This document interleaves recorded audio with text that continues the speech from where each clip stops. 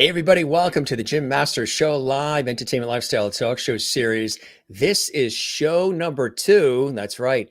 It's what we call Triple Lovity Day around here at the Jim Masters Show Live. We had a show earlier at 1 p.m. Eastern, and that was really fantastic. That was with actress and producer, director Antonia Casper, and she came to us live and direct from New York City. We had a fantastic conversation. Coming up next, we have another fantastic artist, creator, and a wonderful award-winning actress, director, producer, and author, best-selling author. Gabrielle Stone is joining us live from Los Angeles, California. And then tonight, in just a couple hours from now, it's going to be a quick change. We have Jerry Mathers. Yes, the Beaver Cleaver. Leave it to Beavers. Jerry Mathers joins us at 8 p.m. Eastern, 5 p.m. Pacific. 3 shows today. We usually do 1 a day, but hey, it's just fantastic. We love it. And thanks to all of you for all the Instagram messages and all the tweets and all the Facebook comments and the emails and everything you guys are doing as we continue to celebrate over 500 episodes plus of our Entertainment Lifestyle Talk Show series, where we are bringing back the lost art of conversation. That's right. And we're doing it in style with all of you from around the world. Really cool. And it's been absolutely a blast. And we toast all of you too. We got our Kindness Matters mug here. So we toast all of you and you and you and you. And thanks for tuning in. And thanks for being with us, as often as you are. We realize you can't watch every single show live, of course. So that's why we archive all of our shows right here on our YouTube channel, Jim Masters TV. As a matter of fact, while you are here on Jim Masters TV, we would love it if you subscribe to our YouTube channel and click the notification bell so that way there you never miss any of the episodes that we do. And you can go back in the archives. If you miss any of our episodes, you can check them all out. There's over 500 episodes available for you right here on our YouTube channel, Jim Masters TV. And also give this episode and all the episodes you enjoy a hearty thumbs up. That's right, a thumbs up. And drop a comment for us on our YouTube channel underneath this episode and all the episodes that you guys enjoy. And thanks again for being with us. Really, really cool to have you here. As I mentioned, we've got a fantastic guest joining us live and direct from LA. Actress, director, best-selling author Gabrielle Stone is with us. Of course, she's a spectacular actress. You know her also as the daughter of Dee Wallace and Christopher Stone in their own right. Brilliant creative artists as well. Dee Wallace was a spectacular guest just a few months ago on the show, and we had such a wonderful time with her. We really enjoyed the conversation with Dee, and now we're going to be excited to have Gabrielle with us as well. But first, let's check in with some of our lovely viewers who are watching from literally all around the world. How is everybody doing today? We see Sherry Larson.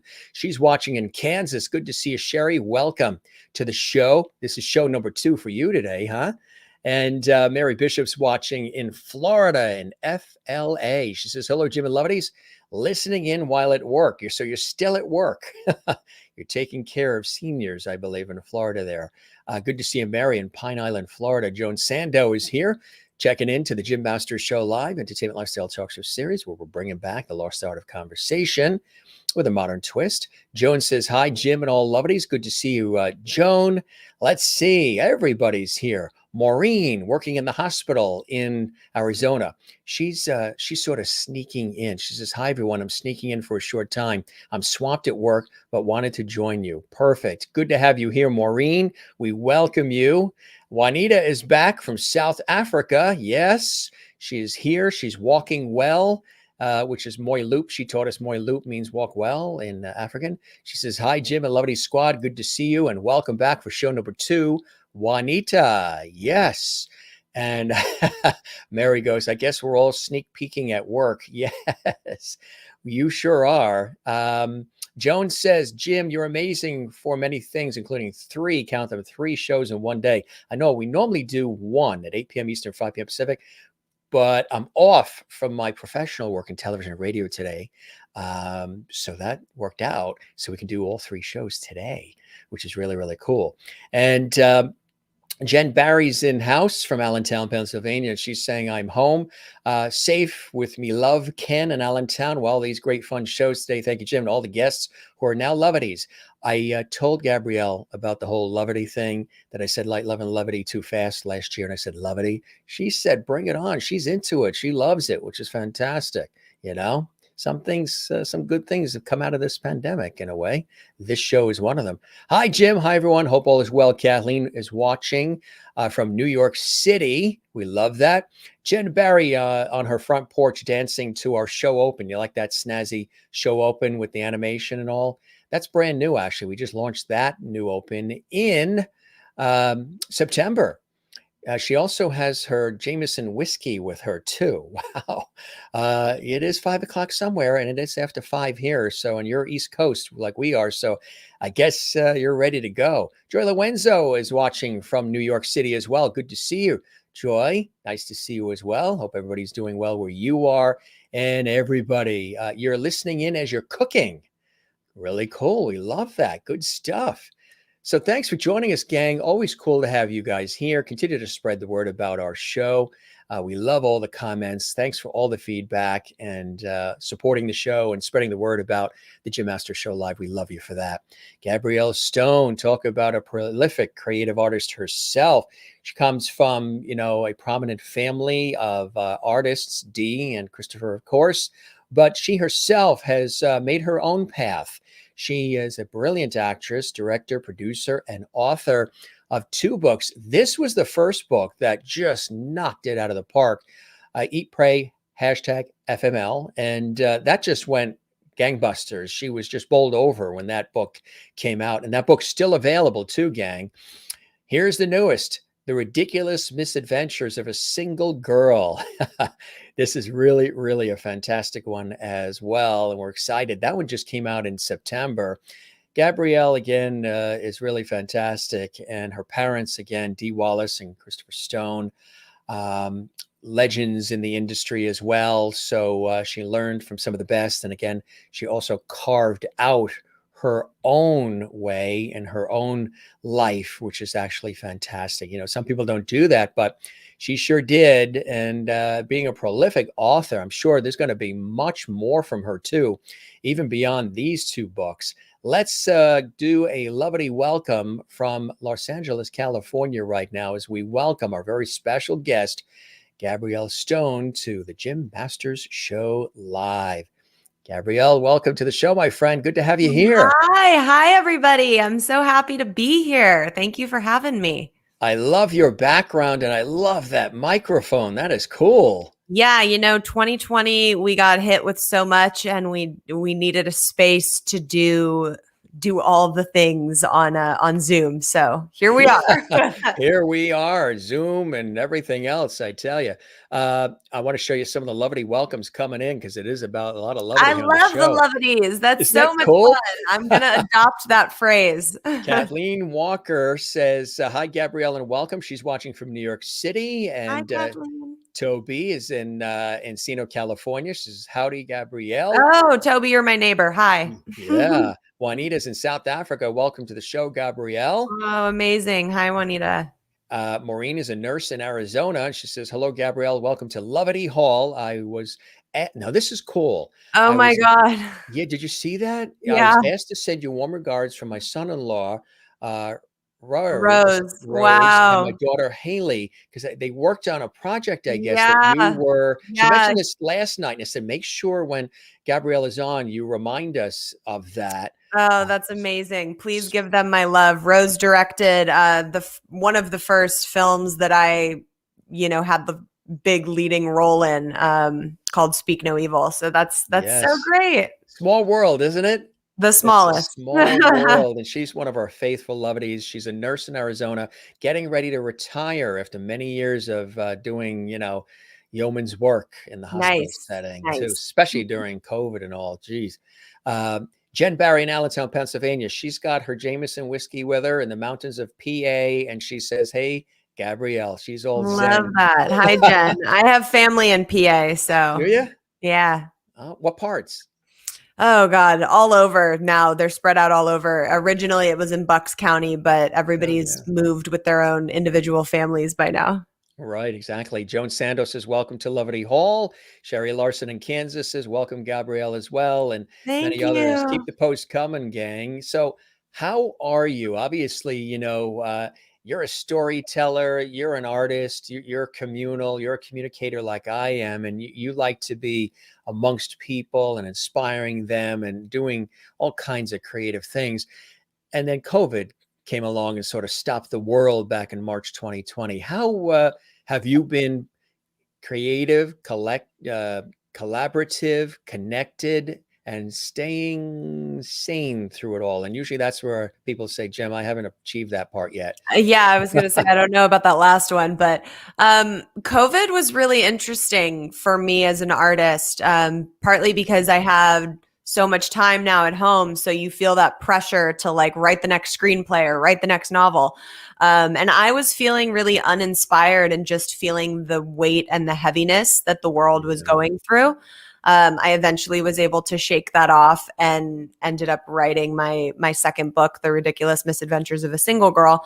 But it was tough in the beginning. I didn't want to do anything. I wanted to just kind of sit and binge some good TV shows and order some Postmates, and it Yeah. was tough. And I really felt what everybody was collectively dealing with. Did you bake a lot of bread? I'm not the biggest baker. We did do our fair share of chocolate chip cookies, but like the easy Ooh. kind that you just like cut out and put on a sheet. Ah, I love that's exactly it. That's cool. Were you in the midst of doing a lot of things? Did anything come to a halt for you? I know a lot of people that have popped on the show have said, boy, I was ready to launch my tour or my show or my thing, this, that, and the other, my play or whatever. And everything, we got the call that everything was closing, stopping. We had a duet partnership that was on singing partnership from the New York area they were auditioning on America's Got Talent, and America's Got Talent had to shut and pause, and just everything was happening. How about for you? Yeah, no, I was lucky in that sense. I actually had just returned home from Maine and I was doing a film out there. So luckily I had just come back and didn't have too many things that were booked for future engagements. But I was lucky in the sense that everybody was suddenly at home. And around that time, some of my videos on social media started going viral. And everybody started buying a lot of books, man. And it really, that was the time where I realized that my career, at least for the time being, was stepping away from acting and directing and into author. That is fantastic. That's exciting. The very first book um, that you dove into just surpassed, I think, anything you even expected, right? Tell us about this particular book, the inspiration for it, for anybody that's watching who isn't familiar with it. I know it's been talked about, it's been lauded and applauded. It's an amazing, you're so open and so expressive, and you are in your work anyway. You're a brilliant actress, and you're very organic, Oh, very thank you. authentic, very real, even in your performances. But to open up in the way that you did with this book is not always easy. Not everybody just can just do that, but you did, and I think it also inspires other people who go through a lot of different things in their life. Tell us about this one first. So Eat, Pray FML kind of happened to me. I was married for almost 2 years and found out that my husband was having an affair with a 19-year-old for 6 months. Mm. I then filed for divorce and left. Shortly after that, I met a guy and we fell madly in love with each other and had this whirlwind romance. And he invited me to join him on a month-long trip to Italy. 48 hours before we were getting on the plane, he told me he needed to go by himself and broke up with me. And I was absolutely devastated, broke my heart like my ex-husband never could have done. And I was sitting on my bed at my mother's house because that's where you live when you're 28 and newly divorced. And in tears with a bottle of wine and said, okay, Gabrielle, you have a decision to make. And that's either stay at home heartbroken or go travel Europe for a month by yourself. So I took a backpack and did 6 countries over the span of a month and wrote Eat, Pray, FML about it. Wow. And what was that experience like for you traveling? And um, I mentioned on this show, I had an experience where I drove alone through Death Valley after a TV shoot and really came in touch with self and self-reliance and releasing the very liberating to do it because nobody knew I was doing it. I didn't have supplies. It wasn't, it was, had some downtime before our flight came back east. After the TV shoot, the crew left. They went back to LA. I had to fly back east. And it was an extraordinary experience. It was only about 2 years ago and 100-degree heat in August and, Nevada through Death Valley. But doing it alone and not doing it with family or friends, loved ones and others really opened up some really cool things for me. It was very liberating because I was always like, hey, the best times are always when they're shared. They always have to be shared. You have to be with everybody. But this was a singular sensation. This was a totally me experience, dependent on me. And it was really life-changing in so many different ways. I realized you got to put the oxygen mask on you first before you put it on others. You can't always rescue the world all the time. They have to figure things out, themselves sometimes. Here you are going, traveling on your own, doing your thing. What are some things that you learned about yourself? And I'm sure you grew exponentially as a person. It created strength and resilience for you after going through those things you went through as well.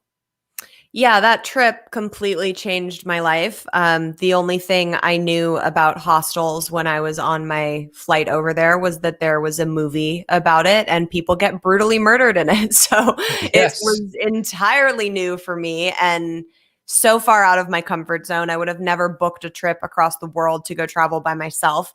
But I'm so glad that it happened that way because it really changed my life in so many different ways, which is why I felt like I needed to share that experience through the book. And I learned so much on that trip. I have had big abandonment fears since I was a little girl. I lost my father pretty tragically when I was 6.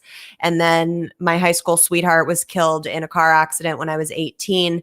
And that left a really long-standing wound of abandonment and in turn fear of being by myself and being alone. And this was kind of the universe's way of intervening and saying, okay, Gabrielle, cool, we're going to go face that head on.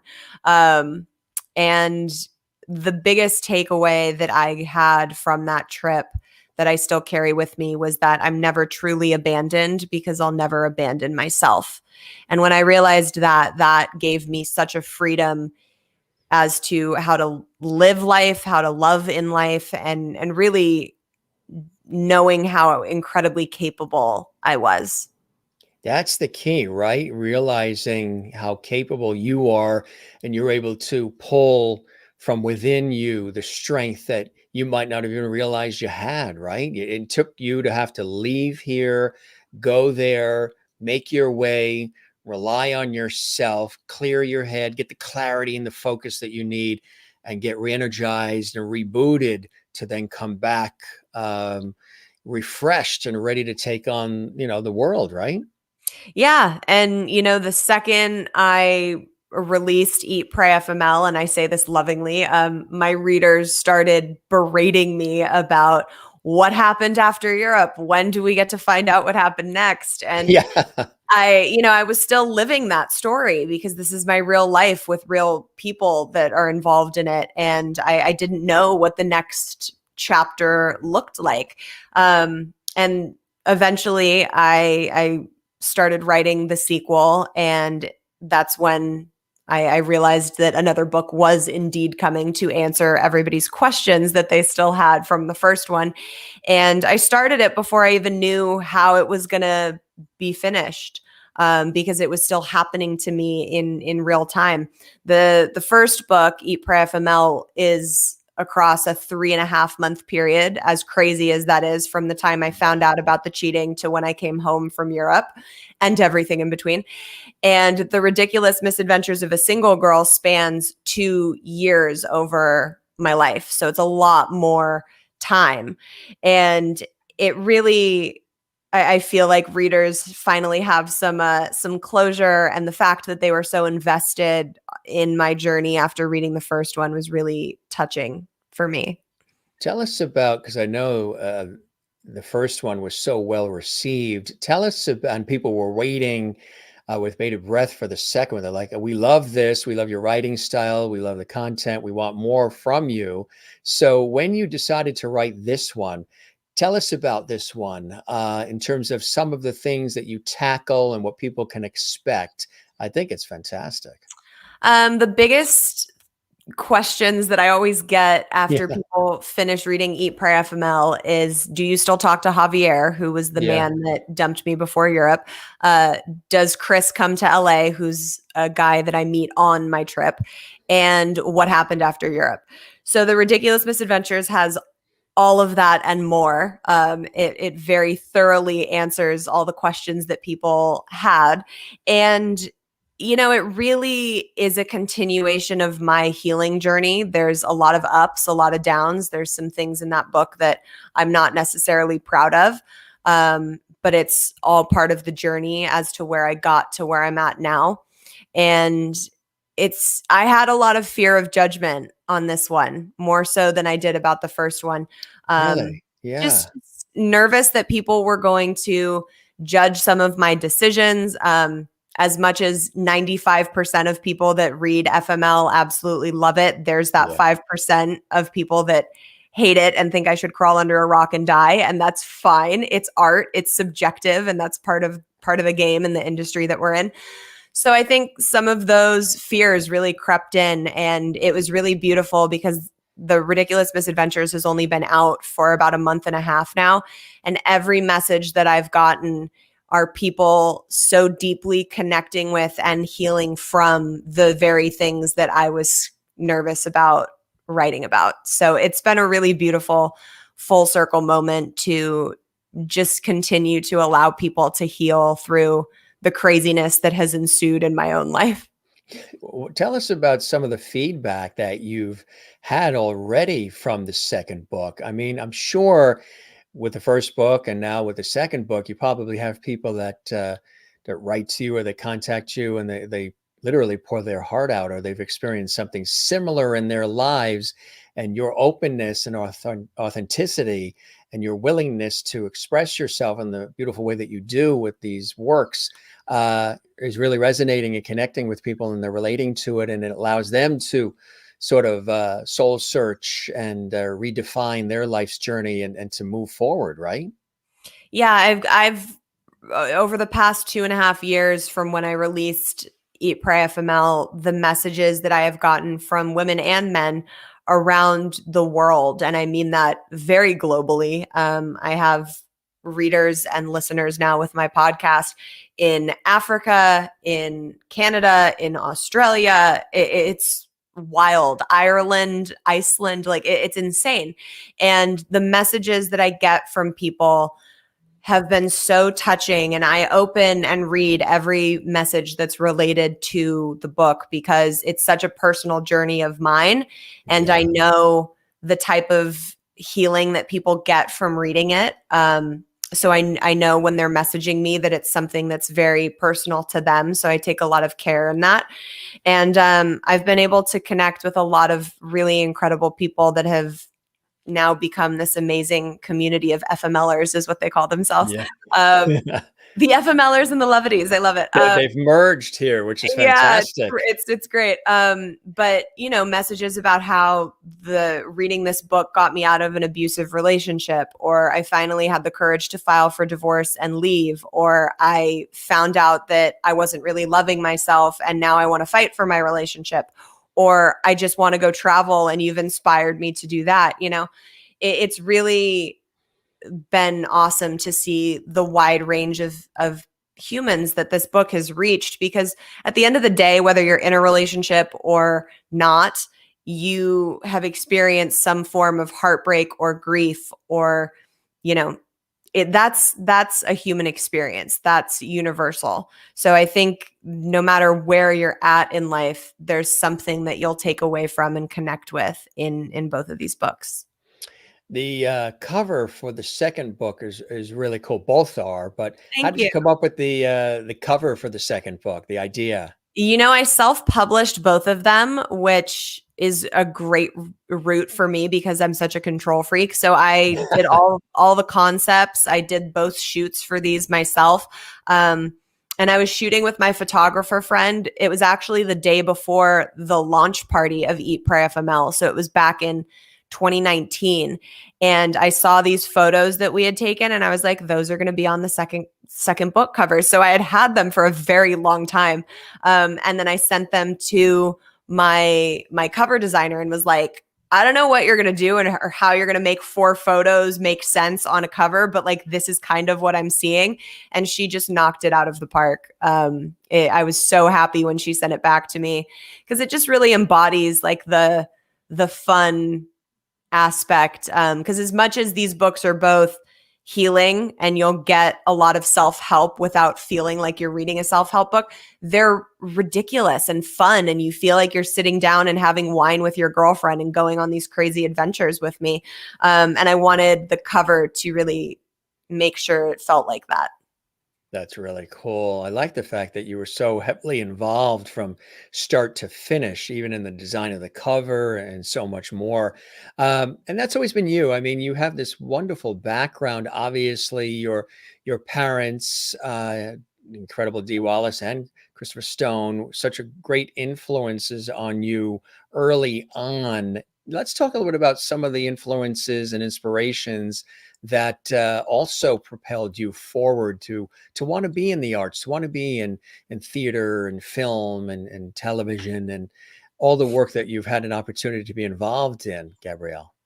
Yeah, I mean, my mom, I've always grown up on set with her and my dad. So I always kind of said, "Oh, I'll be an actress," and that's what I'll fall into doing. But Yeah. it wasn't until I did my first film when I was 18 that I was like, "Oh, I get it. I really don't want to do anything else. Like, why would I go back to school?" To my mom's dismay, and I get a lot of my directing and my writing. Well, the writing comes from both. My dad wrote a lot of screenplays. My mom has authored 5, almost 6 books now. Oh, yeah. And so I get the writing from both of them, but the directing is definitely from my dad. My mom is a phenomenal actress, but like I don't think she would enjoy being behind camera. So I feel like I'm a really good blend of both of them, and I got different aspects of their talents as far as the creative arts. Pretty balanced between the two of them. Do you have a favorite movie of your mother's? I mean, she's been in so many incredible ones. It's like, Yeah, geez, I I do. sometimes when she was a guest not that long ago, at some of them I'm like, oh my God, I forgot she was in that too, and she was in that, not just E.T. But I mean, so many brilliant actress as well. Yeah, my favorite is Cujo, Yeah, just from her performance in that alone. And it's really cool that both of my parents are in that. My dad right. plays the guy she's having an affair with. So that movie's always been high up there just because I think she should have gotten an Oscar for it, as do Yes. many of the fans of that movie, and including Stephen King.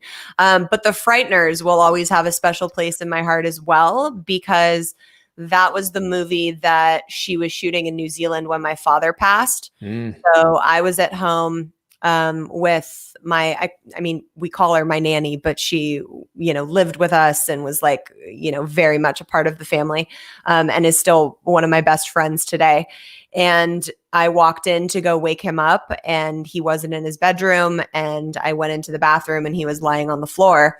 My 6-year-old brain was like, oh, he passed out. So went to go tell Kristen. And I'll never forget that Peter Jackson, who was directing The Frighteners, said, Dee, just go home, take care of your family. Let us know when you're coming back. We'll work around it, which is unheard of in Hollywood. yeah, Like if you're on a absolutely. schedule and you're shooting a film, like you don't just leave. And she came home, got Kristen, put all the affairs in order, had his celebration of life. And then the 3 of us flew back to have her finish the film in New Zealand. So I spent a lot of time on that set. Michael J. Fox was the most amazing person on his time off. He was playing Foursquare with me as a little 6-year-old. Like, the star of a film coming and doing that is not the norm. So it's just a really amazing experience. And we had a lot of like really incredible people show up to support us. So I think that because of that, and it's just a really fun ride of a film, that'll always be up there as well. What would you consider for you? I mean, you've had so many wonderful opportunities, of course. What I love about you is your tenacity, and you've really, I mean, you have your dad, your mom, well-known legendary people, but you also and great influences too. And I know that they created as best as possible a warm, loving environment. We had a couple of nights ago, we had Kelly Conway on, Mm-hmm. Tim Conway's daughter, and she was talking about how Tim made sure that with everything he was doing, all the shows, McHale's Navy, Carol Burnett show, everything else, that family came first, that there was a balance, there was the warmth, because in Hollywood, the careers are there and the careers are important, but you can be pulled in any career in a million different directions. And sometimes the family becomes secondary. And then you look back years later and say, oh, I wish we did this.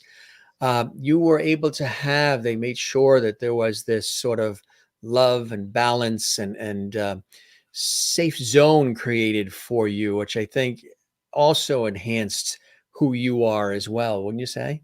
Oh, absolutely. My parents made it a point when I was born that if one of them was working and had a film, the other one didn't take work, which is really difficult to do in an industry that's kind of like you hope you get work and take it as it comes. Right. And if anybody was on a shoot for more than a week, we all went to go visit. So we were never all apart for more than a week. One parent was always at every dance recital, every soccer game. Like, I had a very normal, great, loving childhood. The only difference was that I was licking my mom's fake blood off on movie sets on the weekends. Other than that, it was very, very normal. You know how many kids would have raised their hand to do that? Yeah. That and the cake bowl, of course, after they make the cake.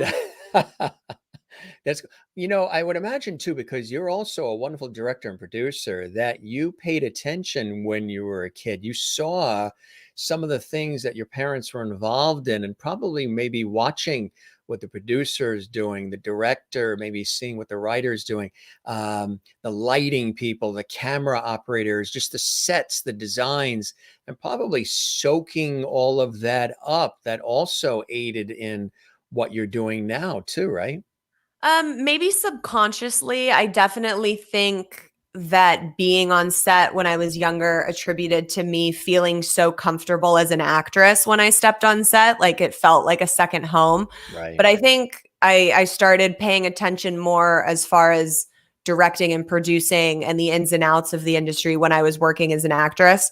That's when I really started saying, if I was doing this, I would do A, B, and C, and we would be doing this instead of this. And why are they doing it like this when it would work if we did this? So I think I've always been a director at heart. I just needed the opportunity to step into that. And that's one of the things that I've enjoyed most in this industry is getting behind camera and having a little bit of control as to what is going to be put on screen. Because as an actress, you just step in front of the screen and you're like, well, I hope this turns out great. I'm going to show up and do really good work, but who knows how they're shooting me and like what's going to be in the edit. And as a director and a producer, you have a little bit more control as to how your vision ends up on screen. Exactly, which I think is a fantastic thing, because you want to make sure that the resulting effort is matching what the vision and the mission for the project is. So when you have an opportunity to be hands-on like that and wear many different hats, it's a cool thing. I want to let folks know also too that you've garnered quite a bit of praise over the years yourself too. You received 2 Best Actress awards in the festival circuit for the directorial debut of the 2-time Best Short winner, It Happened Again Last Night, Congratulations. There And were 4 of those. Not to 4 correct now? you. Yeah, Wow. we that film really kind of Congratulations. took the festival circuit by crazy, which is the film that I co-wrote and co-directed with Rose. Yeah, Um, and also did. I think Cool. there was like 16 awards we ended up leaving that festival circuit with, and 4 of those were Best Actress awards for a role that I didn't originally want to do. I originally wanted to take a smaller role so I could focus more on directing, and Rose was like, "No, dude, you have to play this one." And I'm very glad that I listened. You have now maybe even more 50 credits to your name now, I couldn't tell you, but at that sounds least. fabulous. So let's go with 50. What are some things that you're working on now too? Obviously, the book is big, but what are some things that you've been working on that you're very excited about, Gabrielle? Yeah, I mean, lately it's been all author stuff, and getting that second book out was such a undertaking when you're doing it on your own and self-publishing it. But now that that's finally released and into the world, we have my podcast called FML Talk that releases every Wednesday. So we just started shooting season 3 of that because the next season is going to be on YouTube as well, which is awesome. And I'm really itching to get back behind the camera again. So I'm looking for the next project I'm going to direct, depending on what that might be. I don't know if I'm going to end up writing it or if it's something that we'll just find. And we are in the really early stages of starting to pitch the 2 books as a series. So we will see if that ends up on another medium. Oh, that's fantastic. So a series, like a video series or Yeah, like a shorts. TV series. Oh, fantastic. Yeah. That is exciting. That is really, really cool. Have you had a chance to do any more traveling now that things are starting to open up a little bit? Yeah, so my mom and her boyfriend and my boyfriend and I just took a trip to Maui, which was really wonderful, for us to be able to go and disconnect after the craziness that's been going on. And I did my last solo trip in Southeast Asia, which is written about in The Ridiculous Misadventures, but I'm definitely itching to do another big one, but trying to wait until, the world is a little more stable. During COVID, we did safe traveling. Like we drove to Zion and we did a lot of camping, stuff that was socially distanced and Yeah. and safe to do. But now that things are starting to even out a little bit more, we're hoping to be doing some more traveling in the near future. What are you hoping that people are left with when they read the book? And I don't know if there's anything from the book that you wanted to share as a teaser with the audience. I think that these books have a way of coming into your life when you need them, for different reasons. So Yeah. I hope that people are getting whatever they are needing on their journey, to help them along and show them that there is a light at the end of the tunnel, because there is, and it's beautiful, even if you can't see it right now. And to really know that they're not alone. I think a lot of people go through situations in their life where they feel completely and utterly alone, and you are never, ever alone. And I hope that this book can give you that, and give you a fun best friend to figure it out with. What was the writing process like for you? I would imagine, cathartic, therapeutic, as much as Yeah. as it is exciting. Yeah, writing Eat, Pray FML got me through 2017. I don't think I would have survived it without writing. And I wrote 3/4 of it on my Europe trip in a journal by hand. So that was a big healing for me, to be able to physically let the emotions I was feeling leave my body. Writing The Ridiculous Misadventures was a lot harder because I wasn't writing it as it was happening. I was going back far into the years of my life to dig things up to write. And it was harder because I was involved and had people in my life that I still cared about and wanted to protect their feelings of, but had a responsibility to myself and my writers to show up authentically and real. So it was an entirely different experience writing the second one than it was the first.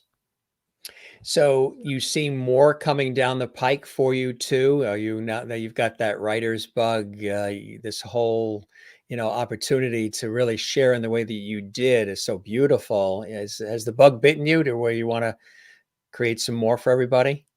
I'm already getting asked about when book 3 Ah. is coming, and I keep laughing and saying, I hope never, because that would mean my life would have to explode again.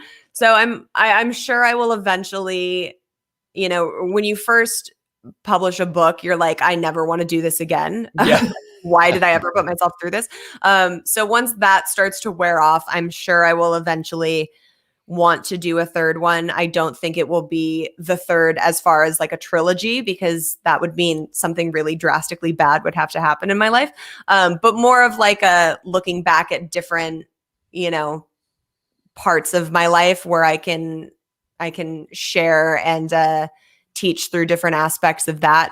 But I don't think it's anytime soon. I think I have to live a little bit more life before I can do another one. What would you say to somebody who maybe is watching this live right now, Gabrielle, or later on in the archives, and they're going through something similar to what, not exact, but similar to what you went through that spurred these books? What would you say? What have you learned about yourself that might be able to be a source of inspiration for them, even right now, if they're watching this? I would say that if you are dealing with grief, if you are dealing with heartache, if you are dealing with anything that makes you feel like you don't know how you're going to get out of it, everything happens for a reason. Even if you cannot see it right now, I promise you, everything happens for a reason. And there is a light at the end of the tunnel, no matter how dark it may seem. And that other side is absolutely magical. So keep going. Is there a role that is a dream role for you as far as being an actress? Is there Oh my something God. that either something you created yourself or that you would hope somebody created and you sunk your teeth into? I would love to do something that could incorporate dance into it. I like that. Um, Yeah. I would love to tackle something and tap back it. Not that I've danced, in that capacity for years and years and years, but I love salsa dancing still, and social dancing. So something that was fun and upbeat that I could use some dance stuff in would be great. That's cool. That's fantastic. What about musician work? Do you have any instruments that you toy with at all from time to time? I don't. It's like my greatest regret in life that I didn't learn how to play guitar and I didn't pay attention in Spanish class. Those are two things that I kick myself for weekly. I don't. My boyfriend plays guitar, and so I get little tidbits of it through that. But no, I wish I did. Yeah, I took Spanish in college too, and I said, gee, it would be nice to be a bilingual host and do Right. different on-air work, in Spanish. So I'm trying to brush up on it, with the audio CDs Yeah. you put in and you try to remember what you What you forgot. Yeah. So when you were traveling, overseas, were you sort of learning language on the spot to get by and get along as you're No, going from place to everybody place? for the most part spoke English. And France, in Paris was a little. I don't know if they didn't speak English or they just didn't want to speak English there. But for the most part, it's pretty easy to travel with English. Barcelona, I was trying to pick up and utilize as much Spanish as I possibly could. But even when I was in Southeast Asia, most places, because of the tourism, most places you can get by with your good old boring English. Exactly. What are some things that, during this has been a very reflective time for all of us, the pandemic, we could never, there isn't anybody that could have scripted this, I think, other than maybe Stephen King, or I've said on the air, Stephen King, Steven Spielberg, maybe George Lucas or Rod Serling would have thought of something like this in one of their scripts. pandemic, the economy, the political craziness, the civil unrest. For you, during this time where you've still been busy and creating, which is a beautiful thing. I know 2020 was a busy year for you, right? Mm-hmm. Which is Very. fantastic. What are some things, teachable moments for you, Gabrielle, that you learned about yourself? This has been a time of also great pause and self-reflection, introspection, where people are saying, okay, what do I want to do with the rest of my life? What do I want to do that inspires others, lifts others in terms of the Mhm. work that they do? Has it altered anything as far as your thinking going forward? And what are some things you learned about yourself, some of those teachable moments during it all? Um, I think to allow yourself to be where you are. So many of us, when the pandemic hit, was like, oh my God, I have to be doing something and I have to have something to show for all this time I've spent at home. And you don't. You don't have to have any of that. You're going through a global pandemic. There is like weird energy that your soul is picking up on. And it's okay to just like take a beat and relax and feel your feelings. So that was a really big learning lesson because I'm always so go, go, go. And takeaway for me to really just like let myself feel what I was feeling and meet myself where I was at. Um, and to really value the people in my life and the things that we take for granted. So often we take for granted the fact that we can like hop on a plane and go on vacation, and um travel has become, for obvious reasons, such a big part of my life and my soul and my healing. So to have that gone was a very big awakening for me, to be like, oh my God, I really have to be more present and more thankful during the times that I get to do these things. And just really valuing the people that you see often, that you care about in your life, because when we were quarantining, it was like, oh my God, when's the next time I'm going to see this person? So to really, be present in your life and look at the important things and prioritizing those. I like that. Yeah. And trying to find that sense of balance and clarity, because it can be a real blur and you can get lost in that blur, right? Completely. Yeah. Yeah. That's exciting. These books and everything that you're working on. What are some of the things that are on your bucket list? Do you have places where you want to go and things that you want to do that are still on that I must do, that's on that Gabrielle to-do list? Yeah, I mean, on a work standpoint, I would love to see Eat Pray FML on, well, not necessarily the big screen, the small screen, a screen, because I think it would reach such a different and wider audience, being on that medium form. And then I would really, really love to eventually have a self-love retreat where I bring some of my FMLers out and do a kind of week to 2 week workshop in Pai, Thailand, which is a place that I discovered and fell in love with on my second solo trip. Wow. Um, That sounds so cool. that's definitely high on my to-do list. And as far as travel bucket list, like the list is too long to even start. It's ridiculous how many places that I want to go and places I want to go back to. So definitely have the travel bug, and I don't think that's going anywhere anytime soon. Have you thought of doing like a travel log, or sort of documenting in video form or what have you, some of the travels? I haven't, but I'm always open to new ideas and thinking of new ways to reach people and help them. So if it made sense in a certain way, then I would totally be open to that. But I think there's something really special about disconnecting when you go on a travel journey and really being Yes. present and meeting people. That's kind of where the gold is for me. So I Yeah. don't know, maybe. Now the books, they're available on Amazon and all the usual places, right? Yeah, they're exclusively on Amazon in paperback, hardcover, ebook, and audiobook. And I narrate both the audiobooks myself. And then I have signed copies available on my website, and that's eatprayfml.com. But you can't get them in bookstores unless some like mom and pop bookstores that have contacted me have them. And actually, I think Target just did a purchase order, but I couldn't swear to it. So the best place to go is either Amazon or my website. What would be one thing about you that people don't know that might surprise them? Something you would like to do, something that's a real passion of yours, something that you're really committed to, or just some crazy thing that you like to pass your time doing? Oh my God. I mean, like I can give you random facts, but to give you something interesting, that's another story. um, Two versions. well, my boyfriend and I have 3 dogs, so I am Do a you? huge dog mom. Oh, that's Um, cool. they are like the lights of my life, Yeah. and we got 2 of them during the pandemic, so they are very, very attached to us. What kind of Um, dogs are they? we 2 of them are.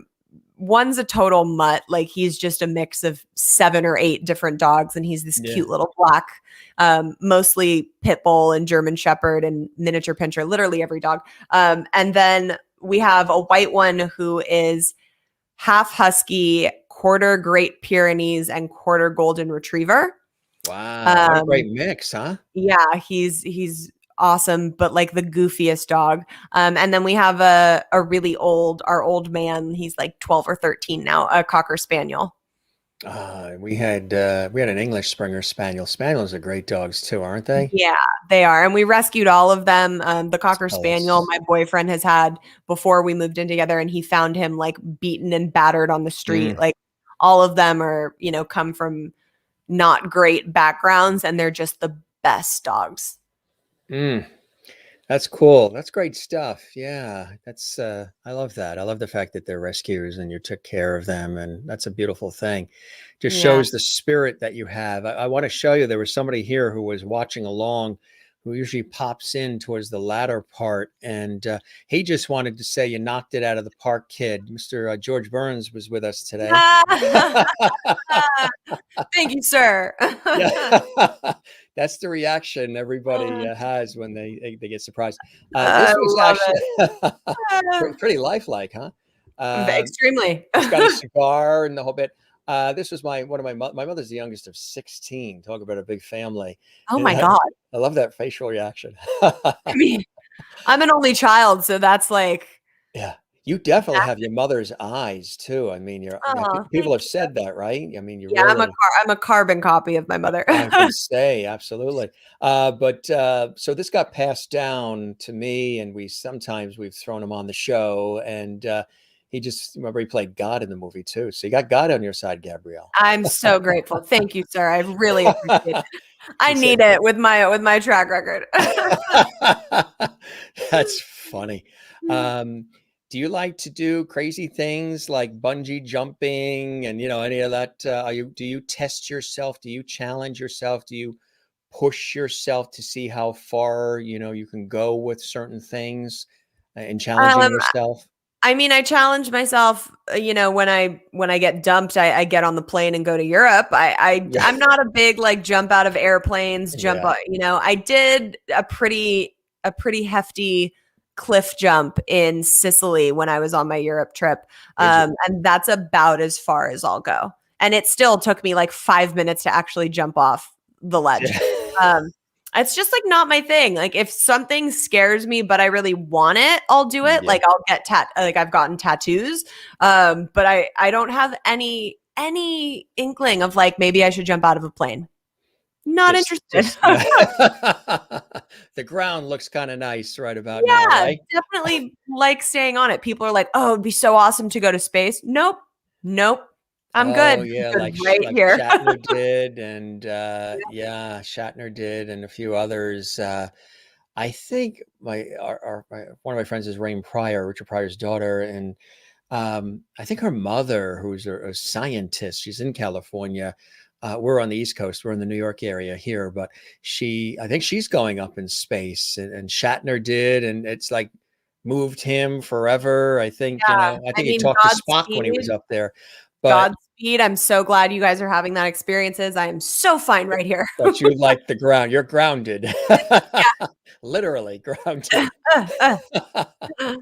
Well, I wish you lots of continued blessings and joys in your life. What are some of those right now that sort of give you that fervor, that passion for life, that enthusiasm to continue to do what you do, create fabulous art, write incredible books that inspire and connect with people? What are some of those things in your life that you really look to, that give you, that fill your soul and fill your heart, Gabrielle? My family, my mom, has always been, my best friend. My boyfriend is such a important part of my life, and the fact that he has supported me through this crazy second book has been really, really amazing. Um, my dogs, they're always going to be on that list. And my readers have really become a huge part of my life and my story. To connect with them every Wednesday when the podcast drops, it's really been amazing to see that community grow. There's been lifelong friendships made throughout that group, and it's really beautiful to watch and be at the center of all of that. Isn't it quite amazing that you have these experiences where you get to hear from people literally all around the world and communicate with them, and then they sort of open up and they relate to you. They relate to maybe performances you've been in, and to the books, and then they open up about their lives. I would imagine you almost feel in a way, not necessarily in quote stone, but there is almost like a responsibility in a way, because sometimes people are sharing, elements of who they are because they feel so comfortable with you. Yeah, and I that happens every day. So I really try and offer the best advice I can, based on what I've gone through. But to me, it's a very humbling and special thing that people feel so connected to me through my work to open up in such a way. And it's become a really healing part of my own journey.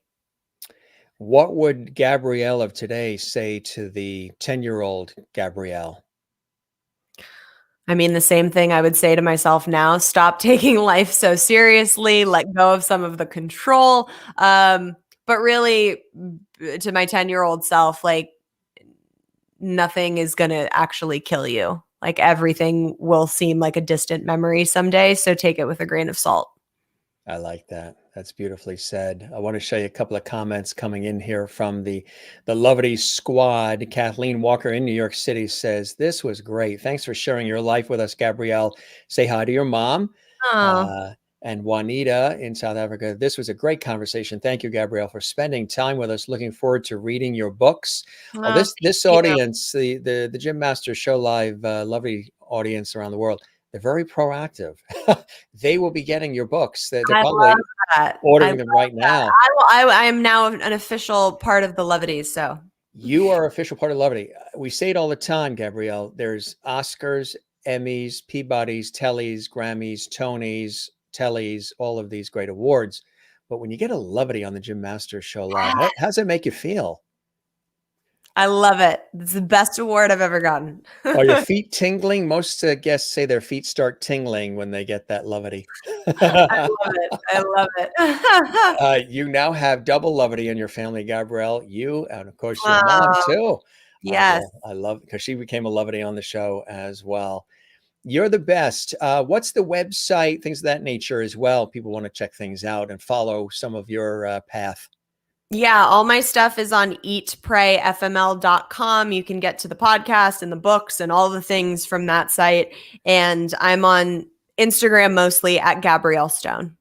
You're the best. There's really a fantastic conversation, my Oh, friend. thank you. Really enjoy all the time. I wish you lots of luck and continued blessings and joys in your life. And we'll keep the porch light on. Anytime you want to pop on, tell us about new things you're excited about. You're always welcome to come back to join us here, to be a home for you forever. And I hope you enjoyed the time with me as much as I certainly have with you, and the show met whatever expectations you might have had, Gabrielle. I so did. Thank you so much for having me. And it's been wonderful chatting with you and being received by all your awesome levities.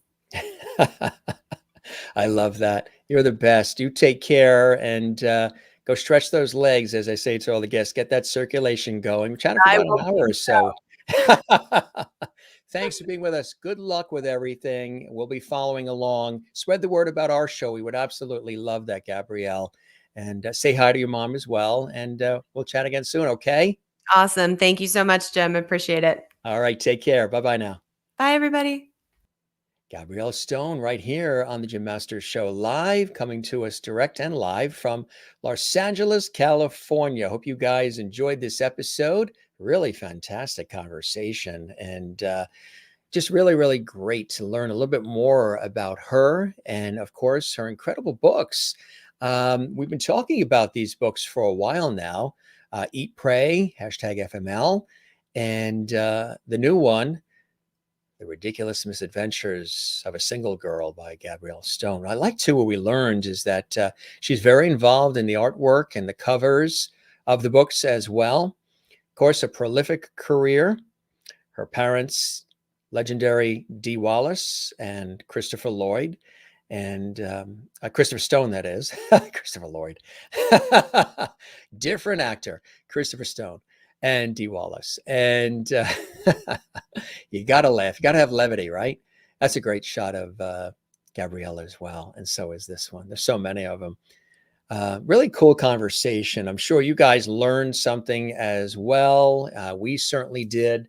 And she's so open and honest. And that's what I like about her. You know, there's so many people that do what they do, and they're not necessarily authentic or open or honest, or, you know, there's a facade, there's a wall, there's something separating. And she just the real deal, truly the real deal. And loved having her here on the show. Love having you guys here as well. And we're going to be back in a short period of time. For those of you who are watching live, we're going to be back at 8 p.m. Eastern, 5 p.m. Pacific, because look who is coming to the Jim Masters Show live. Yes, the one and only Jerry Mathers is coming.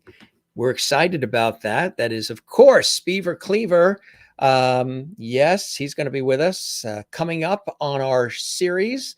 So look for that. And that's at 8 p.m. Eastern, 5 p.m. Pacific, here on the Jim Masters Show live. Good to have you guys here. Thanks for joining us on this episode of the Jim Masters Show live entertainment lifestyle talk show series. We always say, don't forget to smile. Don't forget to share the levity. Don't forget to find your Zen place. Ours, of course, loving family and friends. The ocean also. I'm swimming, surfing, boogie boarding, sailing it all the time. Love the ocean. And my work in television, radio, stage, and film over the years is another Zen place for me as well. You're watching the Jim Masters Show live on our YouTube channel, Jim Masters TV. We would absolutely love it if you would like this episode and subscribe to the channel, Jim Masters TV. More great episodes and content coming your way. Help us grow by sharing the levity. Tell everybody you know about the Jim Masters Show live. Again, on our YouTube channel, Jim Masters TV, a channel dedicated to entertaining, informing, educating, and inspiring. Absolutely. And again, that's the button you click on when you subscribe. That good old red button there. There's no cost to subscribe. They just use that word. And look what happens. It says subscribed. It's as easy as that when you subscribe to our channel, which is Jim Masters TV. Give this episode a thumbs up, leave a comment for us. We would love that as well. Let's check in with some of our lovities watching around the world. This was great. Thank you. See you for show number 3. Jerry Mathers from Leave It to Beaver. Beaver Cleaver is going to be with us. He's all excited. We're all excited as well. Coming up at 8 p.m. Eastern, 5 p.m. Pacific. For those of you just joining us, this is our second of 3 shows. This is a trifecta of entertainment and levity for all of you today on the Jim Masters Show live. 3 shows in the same day. Wow. I don't think we've ever done 3 shows in the same day. Sometimes we've done 2 shows, like on a Saturday or something, where we have a guest that's overseas in a later time period. but to do 3 of them in the same day, it's quite cool. Yeah. Sweater weather, we're whipping out the turtlenecks and the sweaters. We're here in the New York area, New York, New Jersey, Connecticut, along the southern New England coast between New York and Boston. It is fall here. Right now it's about, no, it's kind of nippy. Sunny and 63 degrees. Well, that's not nippy if you're up in if you're up in Arctic Circle or northern Canada, or you're down in Antarctica. I guess 63 would be kind of balmy, but we love it. It's nice because the fall foliage around here is really nice. Good stuff. Jen Barry says, I love her, Gabrielle. Jim, can we have her back soon? Absolutely. Absolutely. And thank you for making work go so fast. My pleasure. I appreciate that. I'm glad that you're here and you're joining us as well, Sherry, in Kansas. Again, Jerry Mathers is a national treasure, a television icon from Leave It to Beaver, that legendary series, and he's joining us as well. Kathleen Walker, she's definitely going to be there. See you all later. Fun packed day. Thanks, Jim. I know it's like you got a little bit of Jim, and then I go away. You can do your errands, go back to work, have a sandwich, and then Jim came back on for show 2. Go do your errands, take a nap, whatever, get another sandwich, get something to drink, and then boom, 8 o'clock, Jim's back, all in the same day, and live, all 3 shows live. So we got some work to do between now and the next show to get the next show all set and ready. But again, this just worked out where my professional work in television and radio, I was sort of off today. So I said, you know what, Antonia, who was with us earlier, Antonia Casper, actress, producer, director from 45 Coffee Dates. If you didn't see that episode earlier today, check it out. It's on our YouTube channel. It was a great episode. We got her on earlier today because she's got a show coming up, so we wanted to be able to announce that. Gabrielle Stone and Jerry Mathers were available the same day. So I said, you know what? Let's have them both on. So we scheduled Gabrielle to join us now, which was fantastic. And Jerry Mathers coming on at 8 Eastern, 5 Pacific. So really, really cool. Lisa Rodrigo says, love this with the heart. Thank you, Lisa. We appreciate that. Keep spreading the word about our unique series, our entertainment lifestyle talk show series that is built and created like a television show, bringing back the lost art of conversation with warmth, levity, and all the rest. Jim, such 2 fun shows today and so exciting tonight too. Thank you, Jim, and guests. What a 3 treat. That's what it is, a 3 treat. Juanita says the earlier show was a treat as well. Thank you, Juanita. And Moy Loop to you. Walk well. Gang, you're the best. Thanks for joining us. One more time, we do thank our very special guest joining us from Hollywood, Gabrielle Stone. Brilliant actress, director, best-selling author, daughter of Dee Wallace, legendary actress, and Christopher Stone. The books again, Eat, Pray, #FML, and the newest, The Ridiculous Misadventures of a Single Girl. She really opens up about her life in these books, and they've been so well received. Want to let you know as well, tomorrow night, Invisible Poet Kings rock band founder Barry Keenan is going to be with us live at 8 p.m. Eastern, 5 p.m. Pacific. And then coming up on Thursday at an earlier time, 6 p.m. Eastern, 3 p.m. Pacific, we have author Judy Scott on. Now, she was a friend of Leonard Cohen, of course, you know, the prolific composer and arranger and so much more. And she wrote this book when they were on a Greek island, Leonard, as well as her friend Marianne and Judy. And she opens up and shares some really amazing stories about their time together on this Greek island in Leonard, Marianne, and me. And that's going to be coming up on Thursday of this week. Leonard Cohen's friend and author, Judy Scott, joining us as well. But Jerry Mathers is coming on tonight as well. Again, that's for those of you who watch our series live. You know, we realize that many of you watch this later on in the archives. So, you know, any of this could be old news if you're watching this 5 months from now or 5 years from now. And thanks to all of you. I just want to say before we go, thanks to all of you who do watch our series later on in the archives. Not everybody has the kind of schedule where they can just join us when we're on. So we just want to thank you. I want to thank you personally for all of the love, the comments, the support, the views, the subscribing, helping us build and grow what is quite unique here. There's a lot of things out there, a lot of videos, a lot of shows, a lot of different things. But what we're building here, what we've created, this community, and the way we do it is, I think, quite unique and filled with a lot of cool levity. I love it. Lisa Rodrigo says, definitely hit like. Thank you very much. We'll catch parts I missed in the archives. Love Gabrielle and her mom as well. Lisa, great to have you here as well, my friend. And thanks to all of you for being with us here on the show. Again, if you missed anything, there's over 500 episodes of our series available on our YouTube channel, Jim Masters TV. 500 plus. You can binge watch to your heart's content with all different guests and all different topics, all different scenarios, and so much more. Give this episode a thumbs up like on our YouTube channel, and we would love that. And leave a comment for us on the channel.